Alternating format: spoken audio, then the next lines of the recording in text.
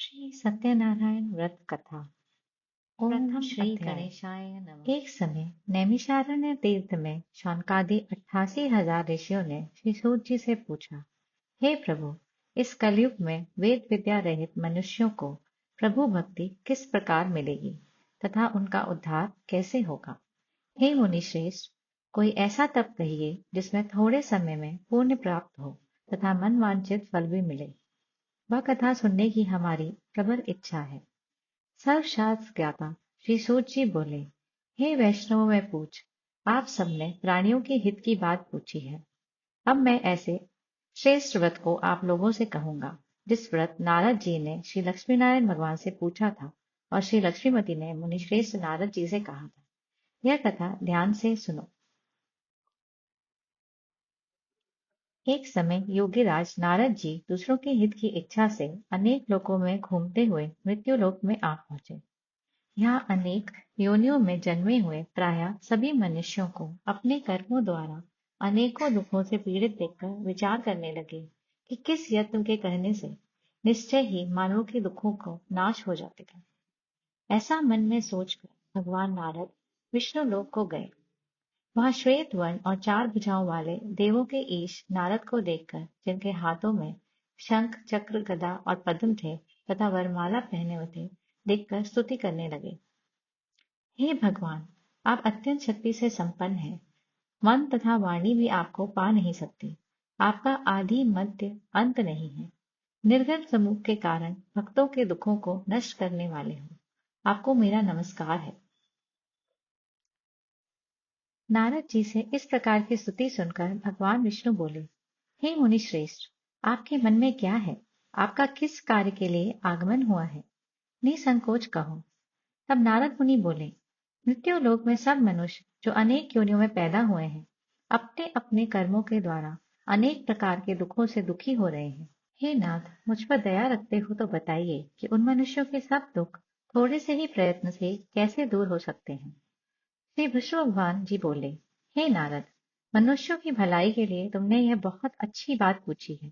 जिस काम के करने से मनुष्य मोह से छूट जाता है वह मैं कहता हूँ। सुनो। बहुत पुण्य देने वाला स्वर्ग तथा मृत्यु लोक दोनों में दुर्लभ यह उत्तम व्रत है। आज मैं प्रेमवश होकर तुमसे कहता हूँ। श्री सत्यनारायण भगवान का यह व्रत अच्छी तरह विधान पूर्वक संपन्न करके मनुष्य आयु पर्यंत सुख भोगकर मरने को मोक्ष को प्राप्त होता है।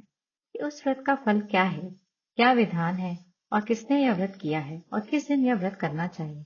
हे भगवान, मुझसे विस्तार से कहो।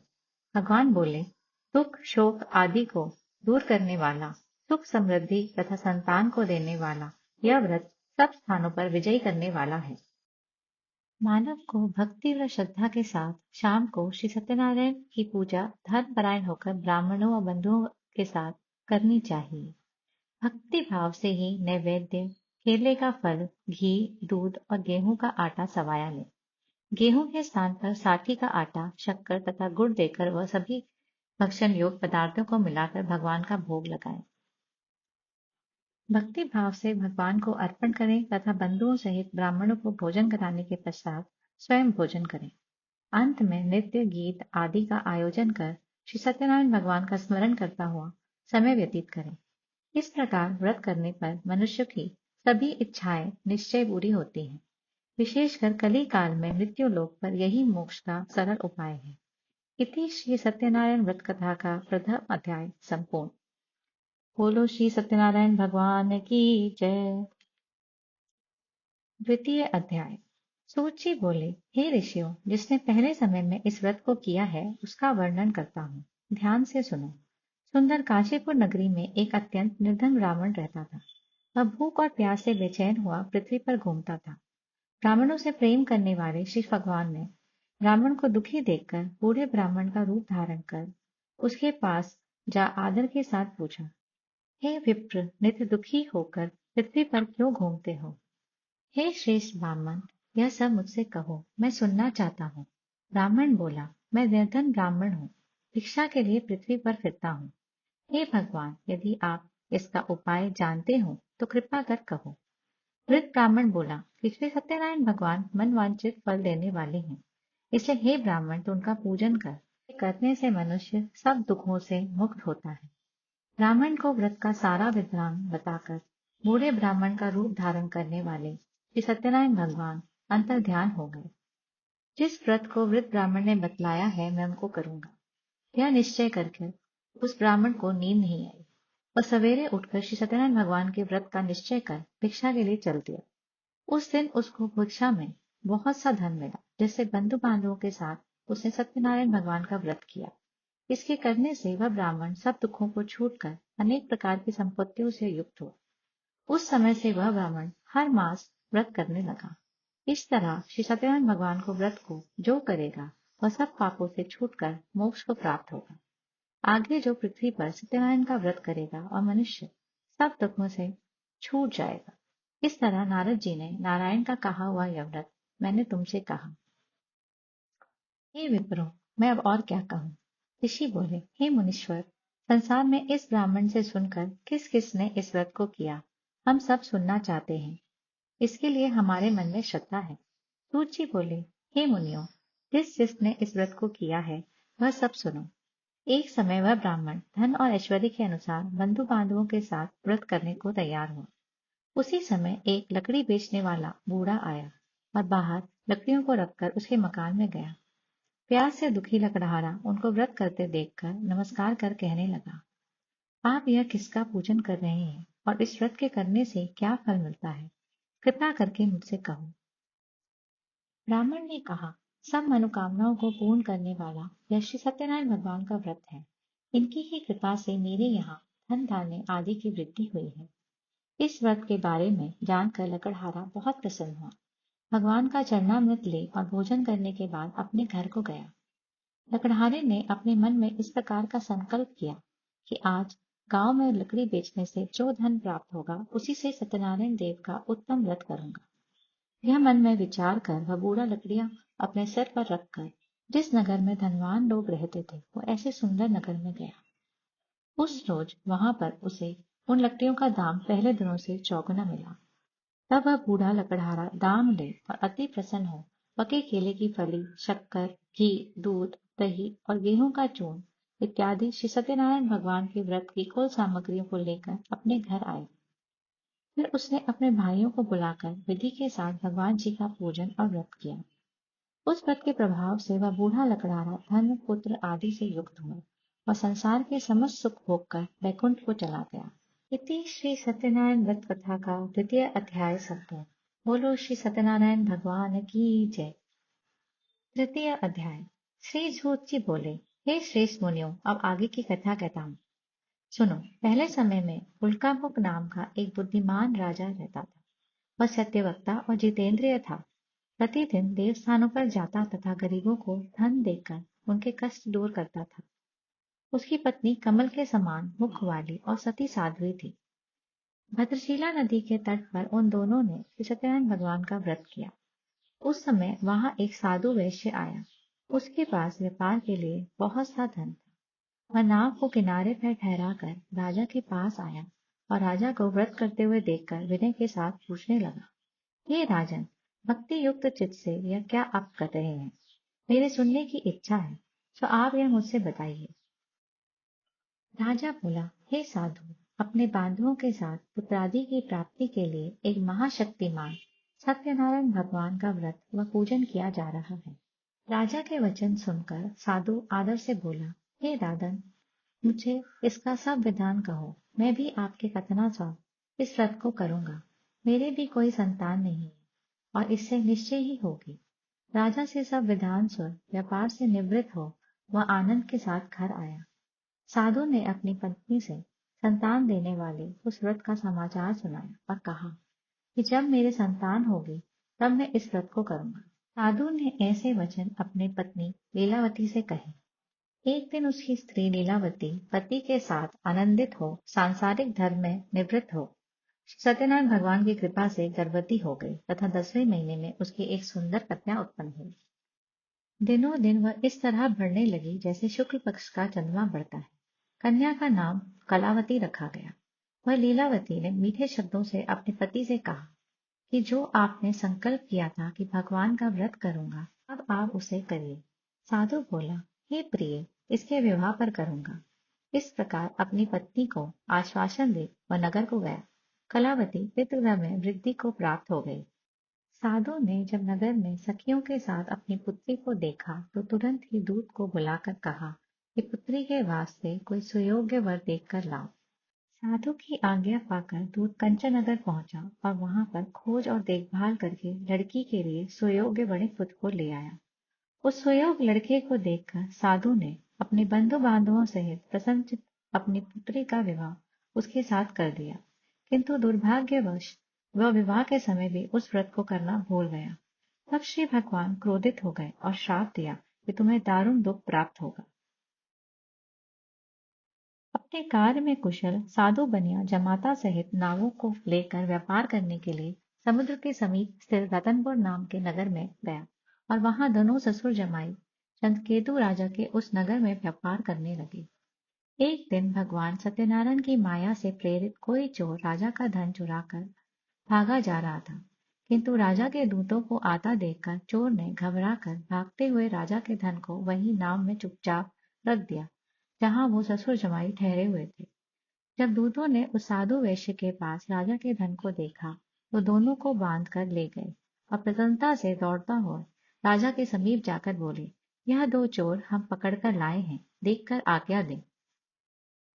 तब राजा की आज्ञा से उनको कठिन कारावास में डाल दिया गया और उनका धन भी छीन लिया।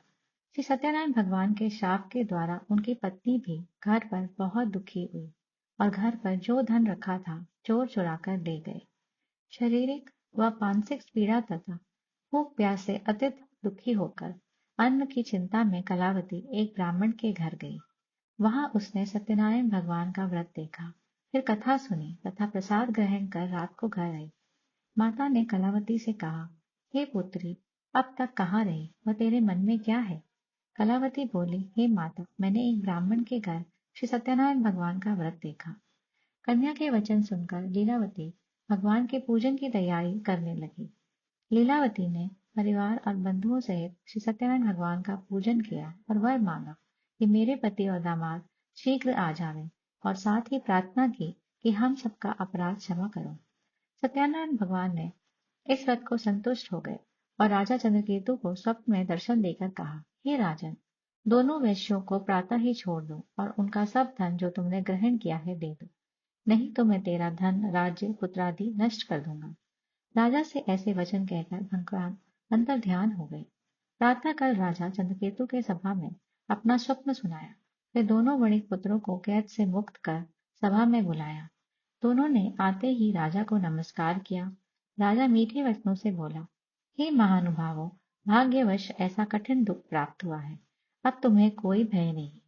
ऐसा कहकर राजा ने उनको नए नए वस्त्राभूषण पहनाए तथा उनका जितना धन लिया था उससे दुना धन देकर आदर से विदा कर दिया।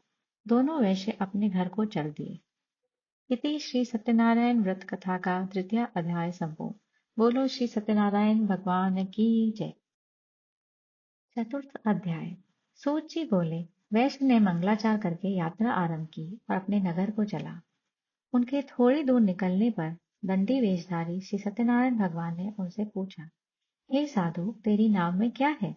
अभिमानी वणिक हंसता हुआ बोला, हे दंडी, आप क्यों पूछते हो? क्या धन लेने की इच्छा है? मेरी नाव में तो बेल और पत्ते भरे हैं। वैश्य का कठोर वचन सुनकर भगवान ने कहा, तुम्हारा वचन सत्य हो। दंडी ऐसा कहकर वहां से दूर चले गए। कुछ दूर जाकर समुद्र के किनारे बैठ गए।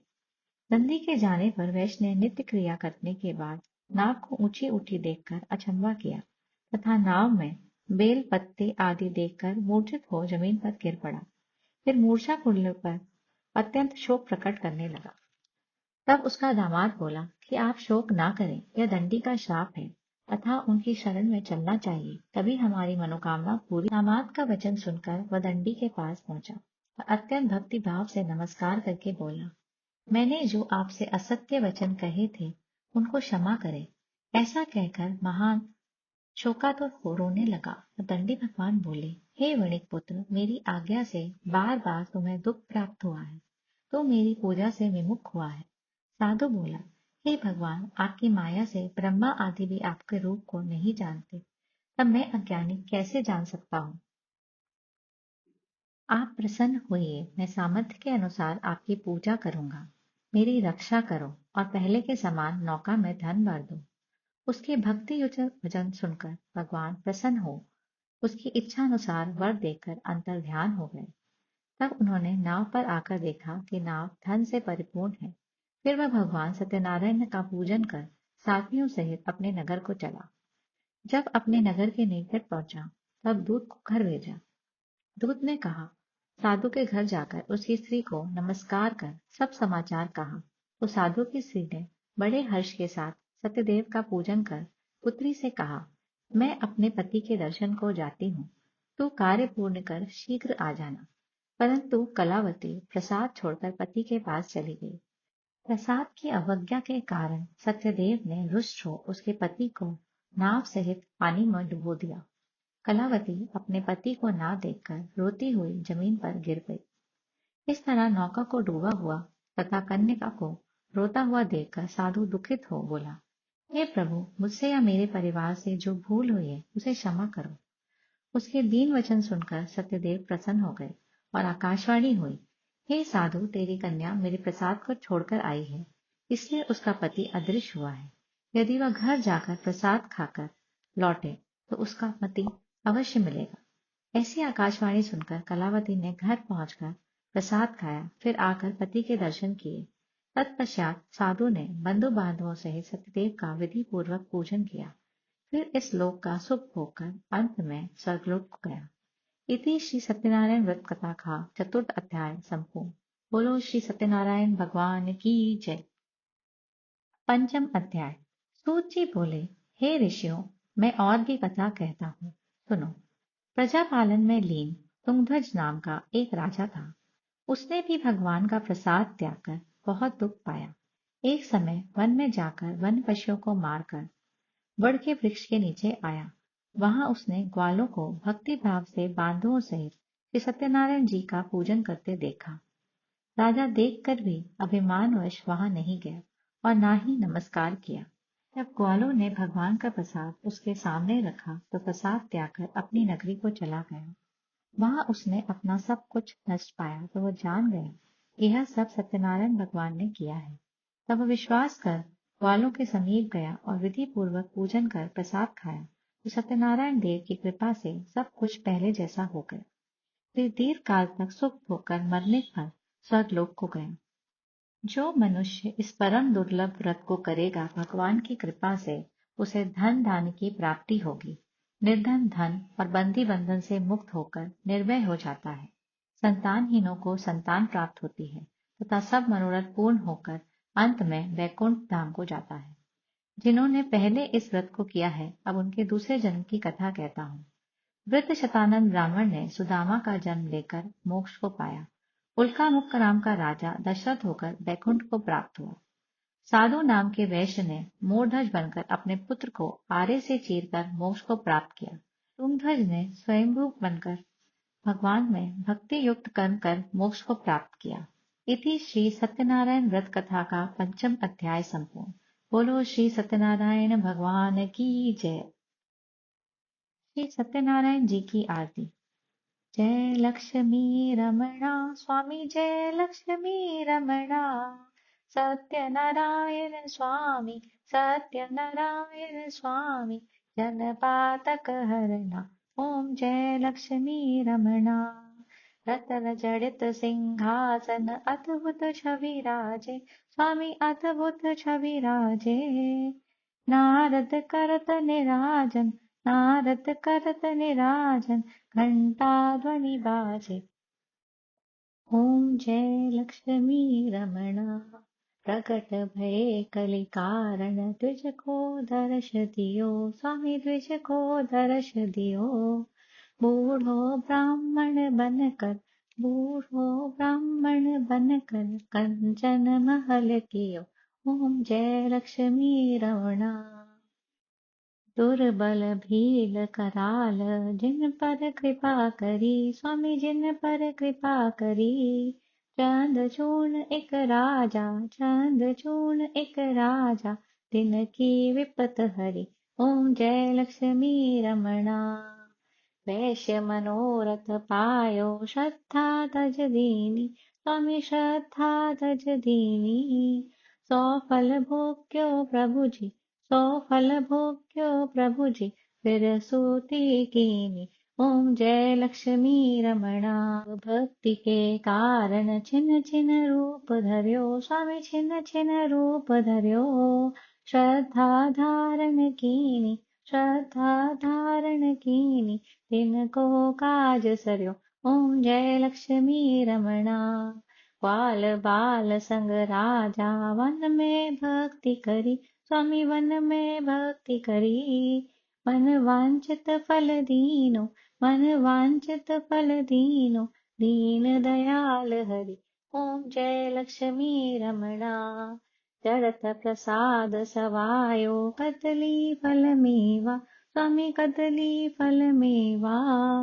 धूप दीप तुलसी से धूप दीप तुलसी से राजी सत्य देवा ओम जय लक्ष्मी रमणा श्री सत्यनारायण जी की आरती जो कोई नर गावे स्वामी जो कोई नर गावे कहत शिवानंद स्वामी कहत शिवानंद स्वामी मन वांछित फल पावे ओम जय लक्ष्मी रमणा बोलो श्री सत्यनारायण भगवान की जय।